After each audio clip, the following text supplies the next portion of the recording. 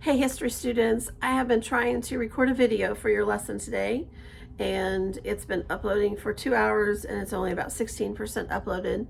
So I have this new iPhone 13 and I'm trying to figure it out, and apparently it's doing an HDR video or something. So I've lowered the resolution. I'm going to attempt to do this video again, maybe in a quicker capacity. So hopefully this will upload quicker. Today we're talking about Reconstruction. I've uploaded your Google Classroom assignment, including the PowerPoint and with notes in it, and 3 videos that I want you to watch. Anyway, it followed the instructions of Google Classroom, but this particular video is going to essentially be Reconstruction in a nutshell without all of the details. It will be useful to you for your quiz on Friday. I do want you to watch this and sign off that you've watched it. But if you'll notice in your PowerPoint, you've probably already read it.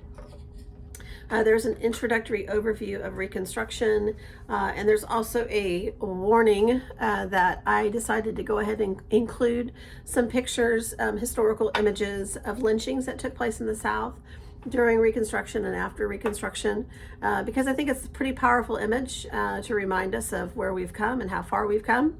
And so in a nutshell, Reconstruction is that period of time following the Civil War when the states, primarily the Confederacy, the former Confederacy, is trying to be readmitted into the Union. They're trying to seat their members of Congress and be full participants in the political process of the United States. There were several hoops that they had to jump through, including ratifying the 13th and 14th and 15th Amendments, pledging, taking a pledge of loyalty to the Union, and a few other things. And so the South wasn't really ready for that. And they were ready to get back in the saddles, as I say on the PowerPoint, and steer their own destiny. But they were not quite there heart-wise. They still held on to a lot of animosity about the war, about the broken economic system that the South was now facing.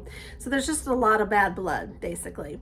And so Reconstruction is generally the period between the end of the war in 1865 to the election of Rutherford B. Hayes in 1877. So it's about a 12-year period.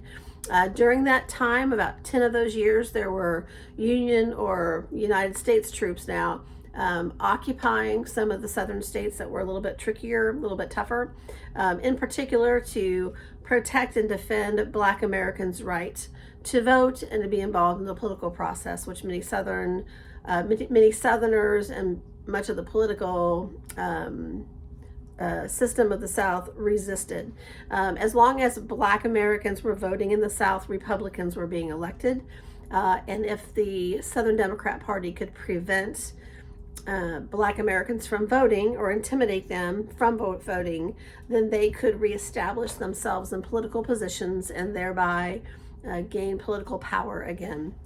And so Abraham Lincoln, when he died, had what he referred to as a 10% plan. He had been working on it since 1863 because he perceived that eventually the war would be won and the Confederate States would be absorbed back into the United States, and he wanted to go easy on them. He felt that was the best way forward. And so if 10% of the eligible voting body of any given state in the Confederacy or in the South took a pledge of loyalty, then they could begin the process of being readmitted back into the Union, electing state officials, electing national officials to go serve in the Senate and the United States House of Representatives. Then unfortunately he died, and then his vice president, Andrew Johnson, picked up where he left off and was in charge of Reconstruction.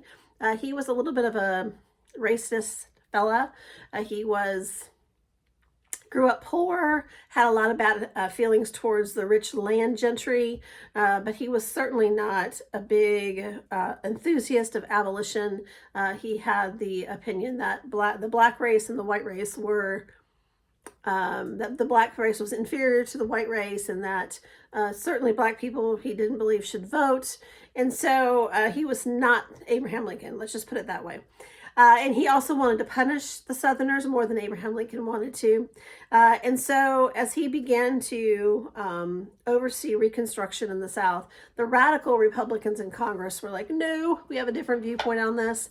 We want to punish the South. If you remember Thaddeus Stevens, who was instrumental in the passage of the 13th Amendment, the radical Republicans took over Reconstruction in 1867, only after 2 years of Andrew Johnson, what is known as presidential Reconstruction.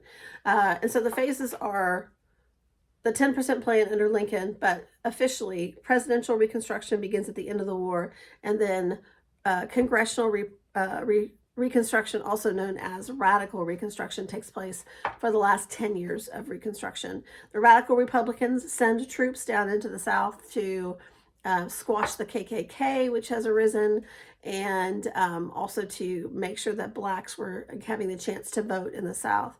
It didn't go over well. Unfortunately, the KKK was very effective in their terror campaign. They killed thousands of people, including white Southerners who were sympathetic to their newly freed brethren, as well as what were known as carpetbaggers who came down from the north to sometimes take advantage of the situation, but sometimes simply to invest in the South's future and to help members of what was known as the Freedmen's Bureau, which was a organization created from Congress to assist blacks in finding family members that had been taken away from them, teaching them how to read and write, establishing an educational system for the newly freed black population of the South. They were harassed. Eventually, a history book that I had that I used last year says that thousands of people were killed by the KKK. Their terror campaign worked, and effectively black people were afraid to vote.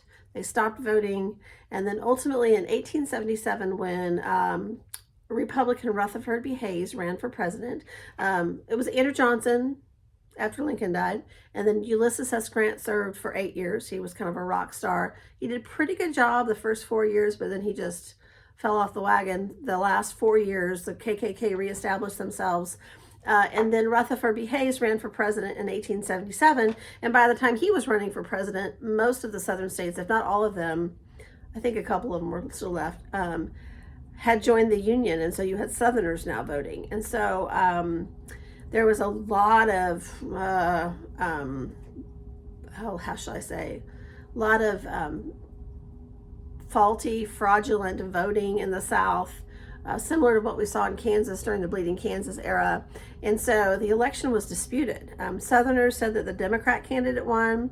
Republicans said, no, these Florida and a couple of other places, these are fraudulent elections. We're not going to count those votes.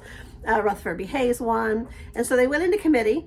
They didn't have a majority vote or a winner. And so I think technically on paper, if the elections were not considered fraudulent, the Democrat candidate won. But because there was all kinds of suspicion, and certainly the United States, or at least the Northerners, could not imagine a Democrat president after Reconstruction, how devastating that would be. And so they made a deal. They made a deal with the devil. They told the Southern Democrats that in exchange for giving the nod to allowing Rutherford B. Hayes to become the new president, that Rutherford B. Hayes would withdraw the rest of the troops out of the South and end Reconstruction. And so the Southerners took the deal. They wanted to be back in their own saddle, steering the ship, running the political landscape in the South, and the Republicans agreed to it. And so I would say that compelled a lot of black Republicans in the South to turn away from their party. They felt betrayed. That they knew that if they stayed in the South, that they would not have the opportunity to exercise their right to vote. And so black Southern participation in the electoral process in the South at the beginning of Reconstruction was like some crazy number, like 87, 88, 80%, 89% participation.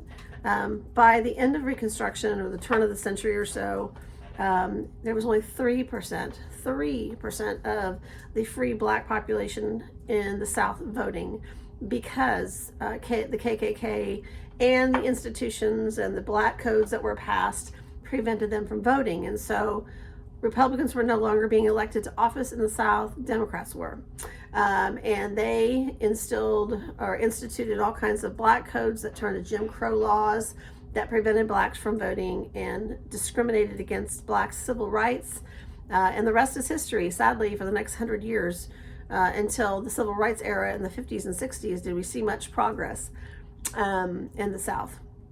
In the country in general. And that's the legacy of Reconstruction and the Civil War. It did take almost 100 years to make things right, and then another 10 or 20 years to work out the details. So Reconstruction's just a really sad time in our history. So with that said, I'm going to attempt to upload this video and send it your way. Use it. I want you to watch it and then use it as a study resource for Friday's quiz.